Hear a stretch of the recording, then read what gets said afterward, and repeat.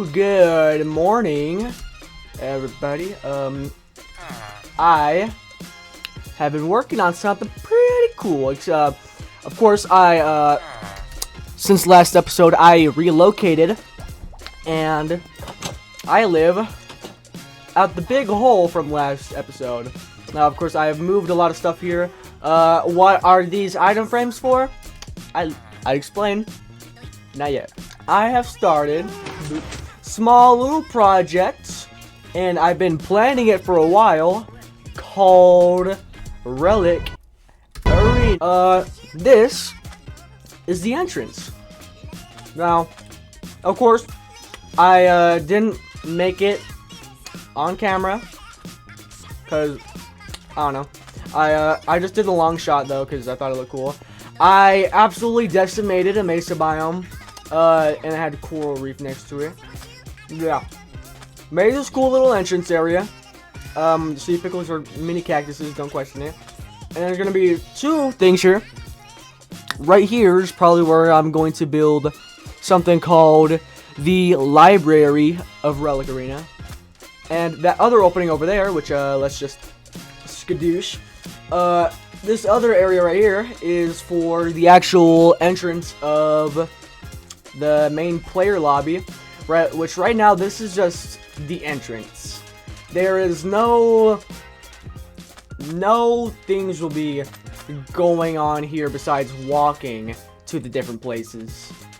So this is where everyone's gonna have their own locker rooms. Locker rooms? What? But for now, we're just gonna get some stuff set up that we very desperately need set up. I need to light up this room very badly. Oh yeah, I hated this. I will have a secret. Oh, islands are. Oh well. Anyways, of course I'll have like a security craft retinal scanner here, so I could open an iron door and just walk through to my actual base. Of course we got that. Oh yeah. I've been getting a lot of ink sacks, and I turned like a whole stack of them into glowing sacks because of my cool little catalyst thing right here that I love very much. And yeah, I like it. Anyways, I'm gonna go get some stuff for these so I can show you what these are for. Okay, Why don't they just you pick doing up? this? Oh, Yes, like, okay. that was kinda. Okay, hold on. G-Shep, launch me up real quick. Okay. But Fine, you get out of here, Luke. wow. Did that work? Launch me up. oh! Wait, can I catch you? Hey! Did you look at it and hit you? Fight it, blast! You're gonna pull the gun out. You're gonna pull the flare gun out. Woo! Whoa, man! I'm gonna flare gun you. What if I flare all over you, Tony? I missed. That actually comes from Tony, I'm gonna stick it in you, bro. Come here! Whoa! What? The double launch was crazy. I expected him to not hit the ground. We're doing a countdown from 3. Wait. Okay. Shoot me, count us down. 3, 2, I'm kidding. 2, 1. Oh my gosh! Dude! No! Yes! Count us down. Count down right here. 2, 1, go! Happy Wow, New that was kind of buns, not gonna lie. 3, 2, 3, 2, 1. 1. Happy New Year! Woohoo! There we go. I don't think anything's gonna top that one. Alright, let's try on Toonie. Count us down, Toonie. Go! Quattro! I Quattro! was not ready, bro. Okay, 3 to 1. Do it on one. Yeah, they do it. We don't speak your Mexican noises. Alright, start. You know. Count on. 3, 2, 1, go! Whoa! Toonie, can I have your pants? Alright, I'm dipping now. I'm gonna go back Oh, to you Relic. disguised that as a button. Alright, so it's the next day, and I have been doing some work on some stuff, specifically getting a whole bunch of items for the relics. You got G-Gray right there, those who know. When I found the ancient city, that, we got more great stuff here. I do know, for a fact, I have a better way down and up, and also the nether portal's here now. We'll get to this some other episode because we haven't written the rule book or made a how to play video because I haven't even started working on the actual game yet. Anyways, right here, retinal scanner, security craft. I love it. I can use this all I want, and I'm a big fan of it.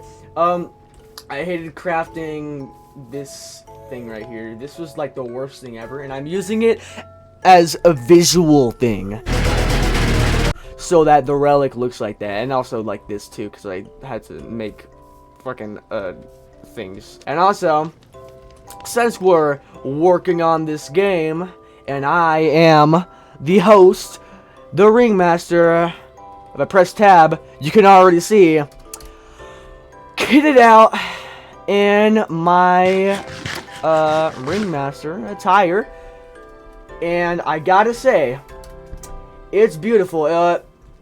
Back in the day when I'm just gonna stop myself right there before I say anything stupid, because in the original video that I recorded for that, I explained both of the Relic games in a really shitty way.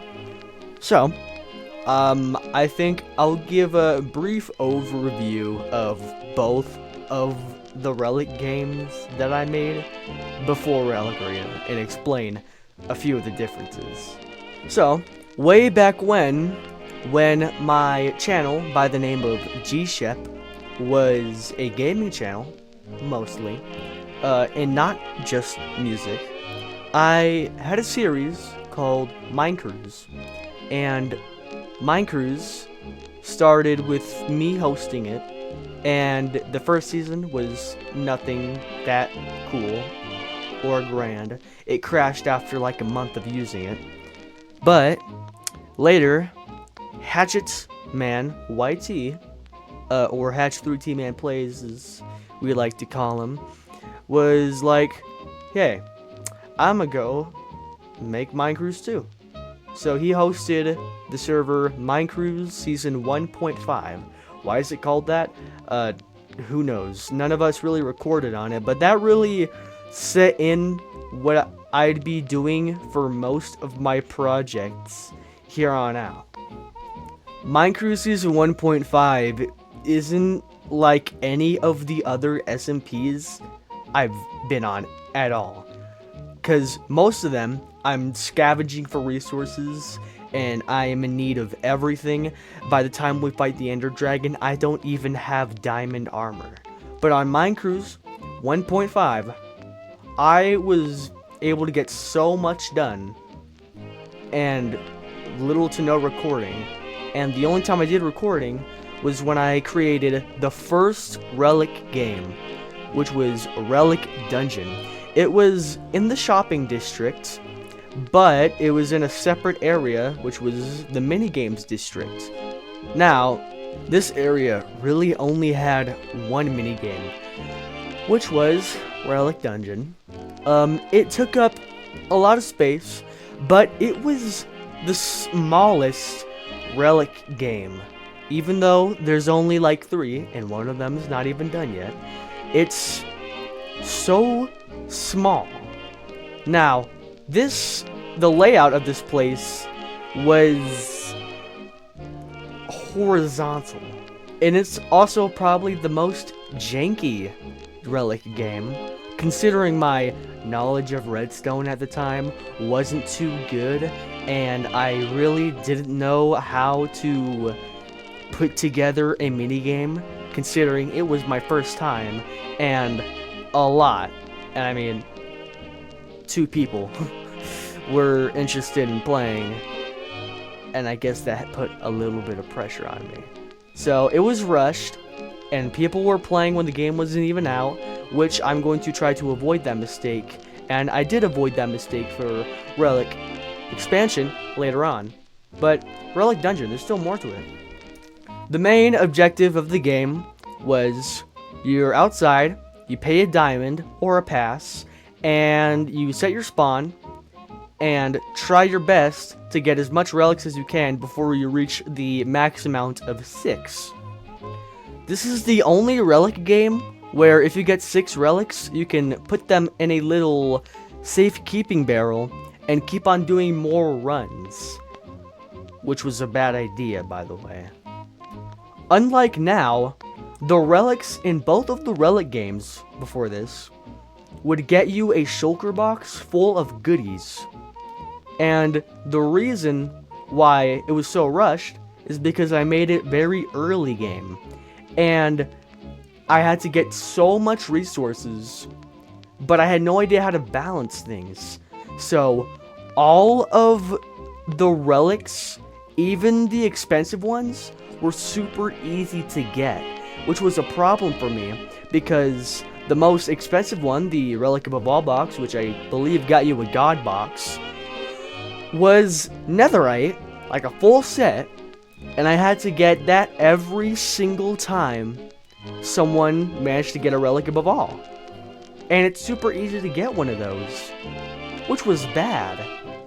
And then I didn't even learn my mistake in the next season. But yeah, you go in, there is 2 spots, unlike Relic expansion, where you can go get a compass to find your relic, which is, the compass is basically your key to getting the relic, because no other item will work. You have to throw it on the designated spot, which, by the way, this is, I think, yeah, this is one of those games where you can tell it's a relic spot if there is an emerald block hanging above it, which I'll try to avoid for this season. But yeah, you keep on getting those. Of course, you can't spam click the same compass spot every time. You gotta go back and forth, getting the different compass spots, which the forest one being harder because of that Vindicator. But yeah, you get to 6, and then you can get out. And yeah, you could put them in the barrel, or you can leave, put any excess items here. Oh yeah, by the way, the main food source of this game, occasionally in all 4 layers, I mean, not really, in like a couple places around the dungeon, there were little spots on the wall that would open up, and you could access a box filled to the brim with cooked chicken, which was a bad idea because of how unbalanced it was, which also was the reason why it was such a pain to get the like netherite, the god boxes. It was such a pain to restock those because they had such a good food source. They were basically able to live forever and then keep on using their safekeeping barrel and then get a whole bunch of Relic Above Alls. And then they could drain my supply of god boxes down the drain, which was not good. It's a very, very evident proof that I was an amateur at making balanced games back then. This is also one of the few this is the only Relic game that has the chive shop. Why am I talking about the leaves you put on your food?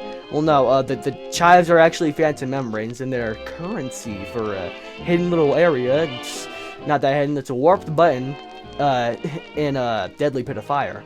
You press it, and then you go down this little area full of wither roses, and you make it to the very intricate looking chive shop where you can buy stuff in the game, and they're basically just like small little upgrades, and that's also really unbalanced too, because if you get like a deadly pit of fire one and you fall in, you can just get out so easily because of the soul boots, or you can block every single attack with the shield without even getting the use relics, which they couldn't buy you boxes.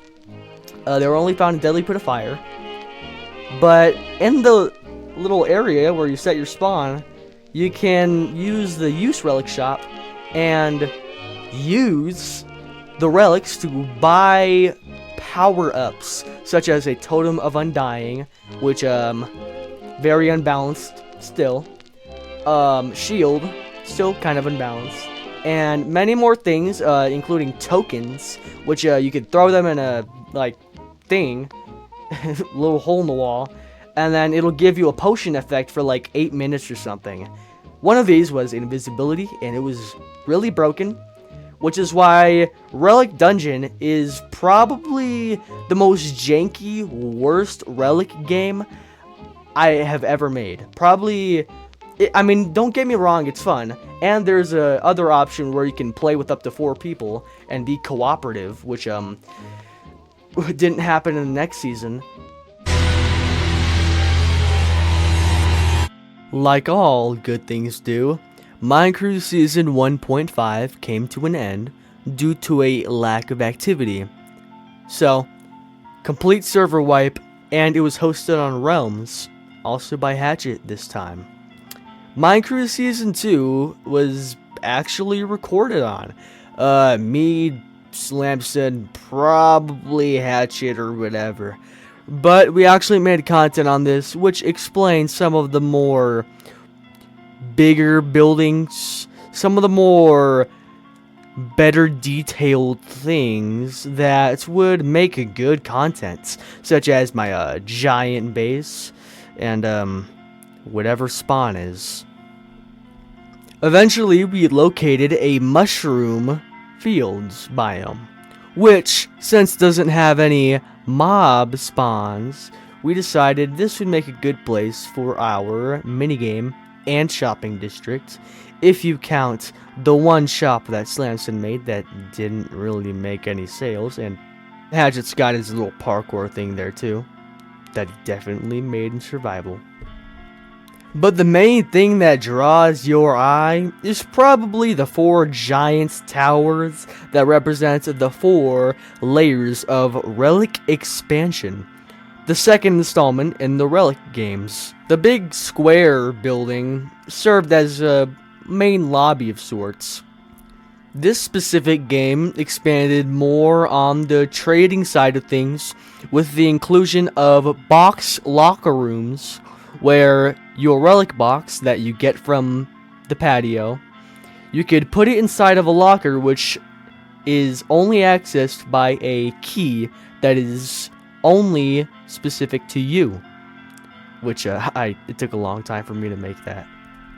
And a whole trading area where you can do things. Nothing really happened there because people were greedy. The main thing you want to have your eyes on is what is beneath the ladder of Relic expansion.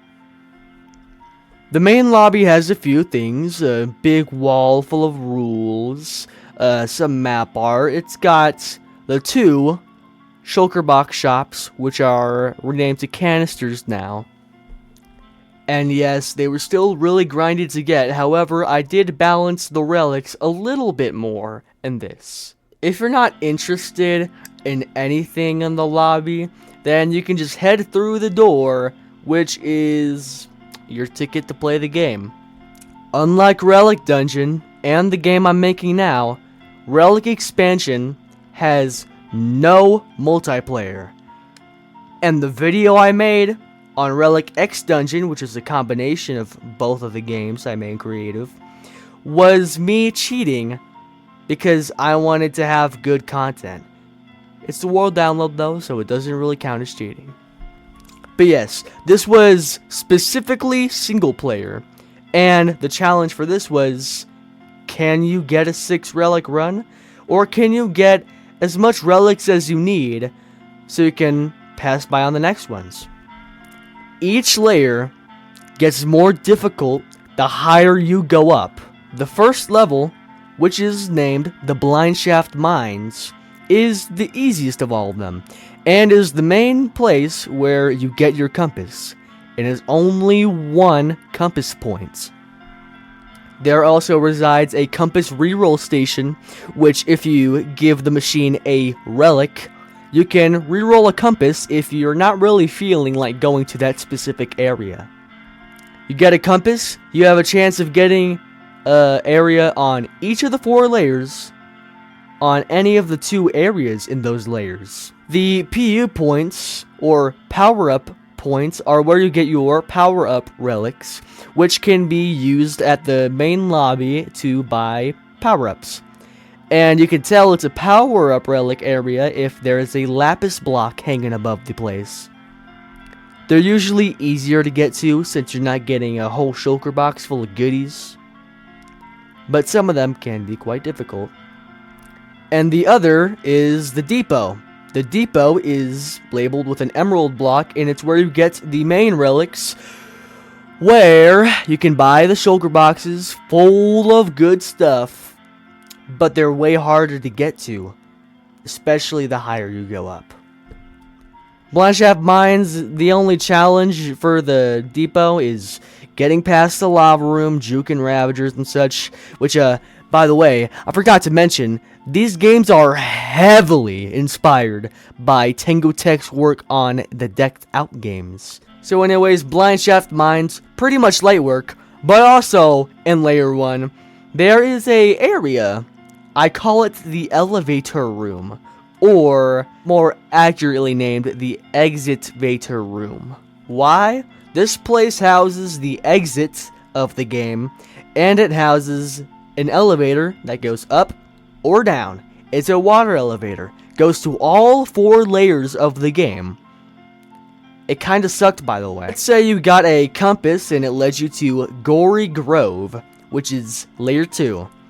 You'd have to go in the up elevator, and then crouch, and then step out once you get to that level. This place is full of weird little things like trees. Trees are so weird. I'd hate them. But this place is definitely more harder than level 1, and has had a fair share of deaths every now and then, especially from Slam. Layer 3 is named Pillaging Pines.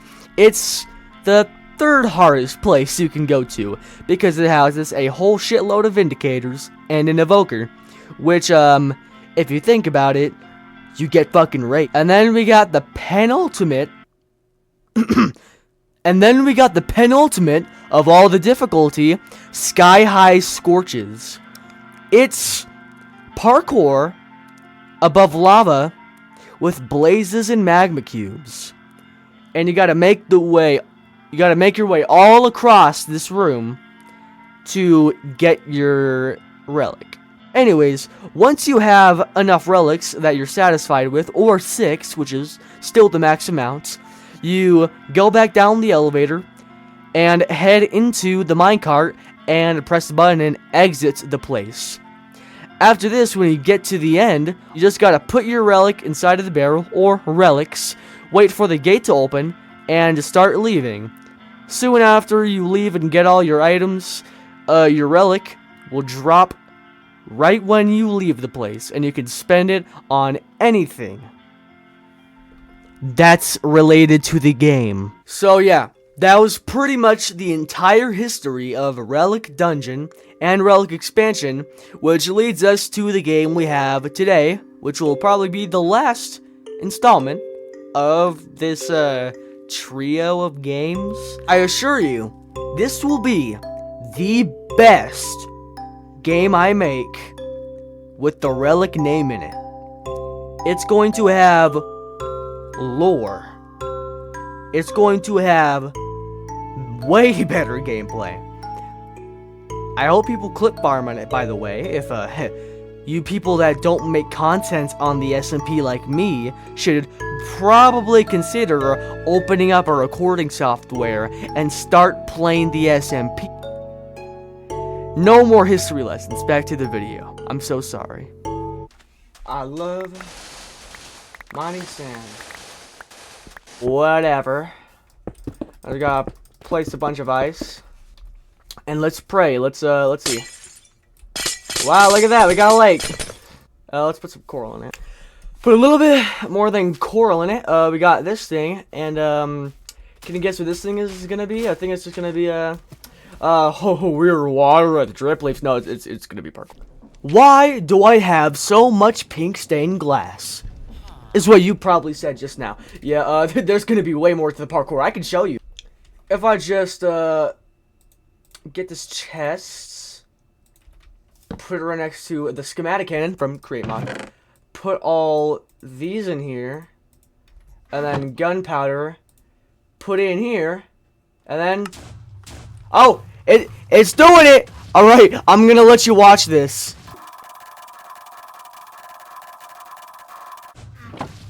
It should finish. There you go. So, now we have this thing here. What's going to go in this sphere? This guy's going in there. Of course, not right now, because he's useful to me. But I will be putting a gas in there. A happy one, though. Now, I need to see if I can actually do this in survival. And I am horrible at parkour, just so you know. But this is possible. I just suck. Alright,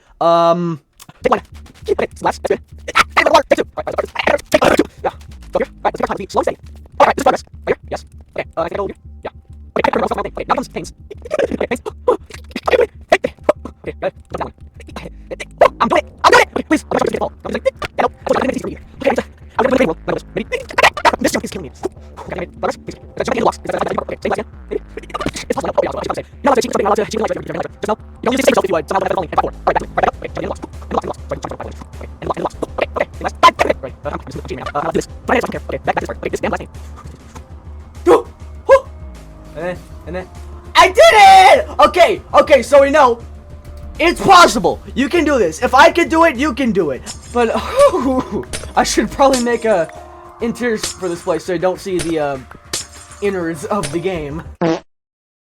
And boy, did I make that interior. Look at that. Sorry, guys. I had a whole video of me collecting terracotta, coming back, placing it, collecting terracotta, coming back, placing it. It was going to be a whole time lapse. Unfortunately, my PC decided, yeah, I'm going to completely shut the fuck down, and I come back to see file corrupted. I'm all sad, but I did get a lot of progress done. More Morpheus. You're gonna see that thing in the background, and to get to it, I completely forgot if I showed this or not, but you gotta do some parkour to get up there. And then you just head this way, and then, oh yeah, we'll get to that later.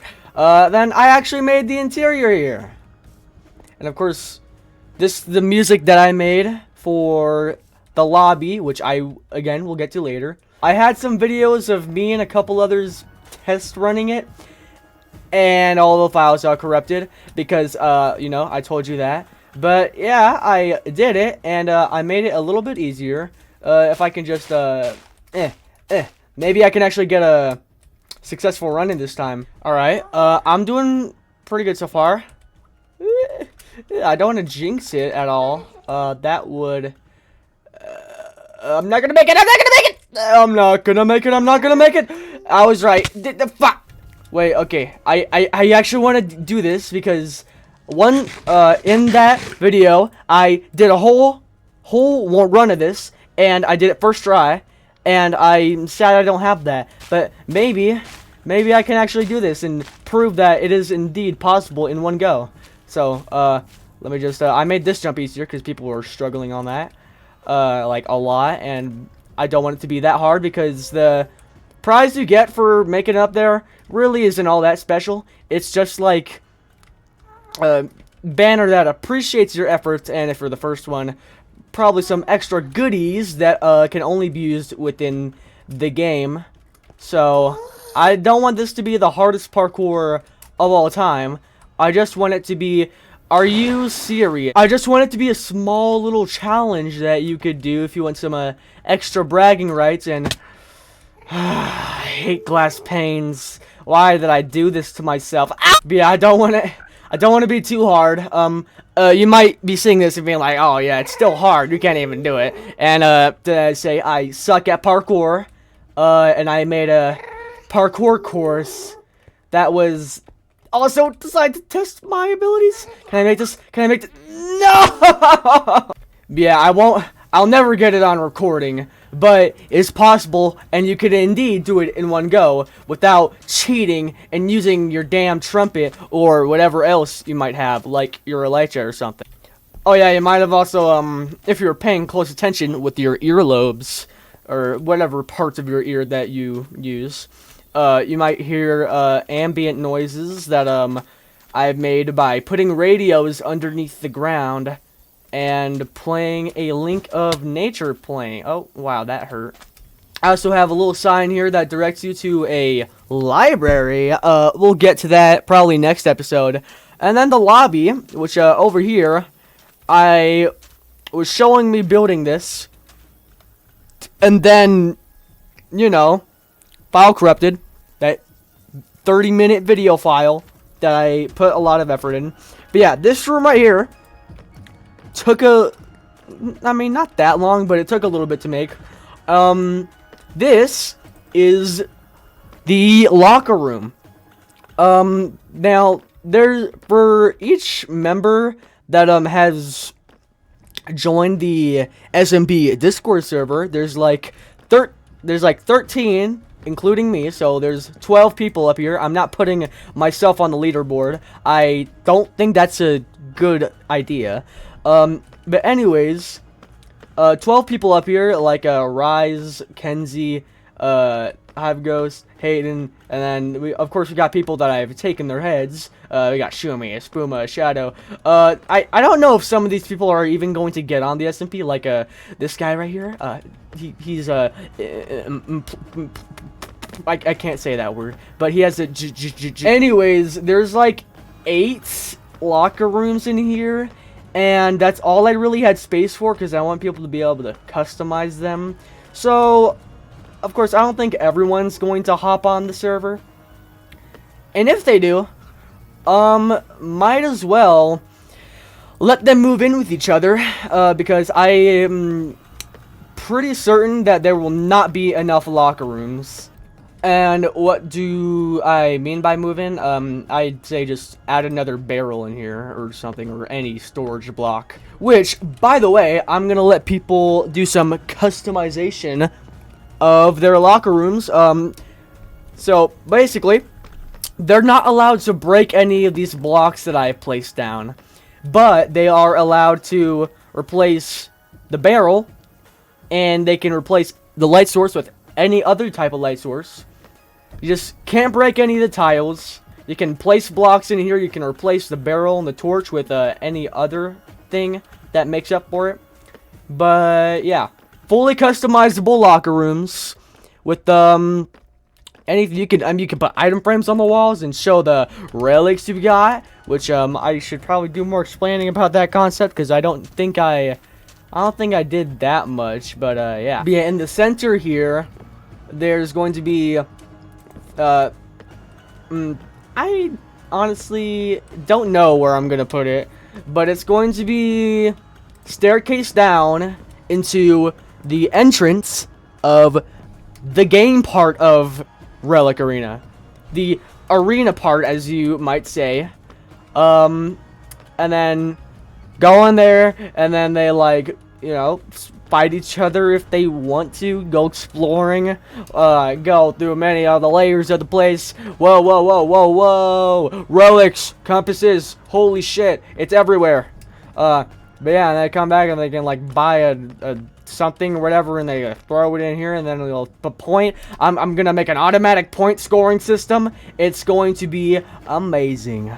But honestly, I think I've been going on for a little bit too long this episode. All I really did was do a lot of building and do a lot of dumping of information about this big project that I'm working on. So I think next episode we'll start working on the library and maybe building that automatic point scoring system I was talking so much about. Anyways, roll the Death Grips music, I guess.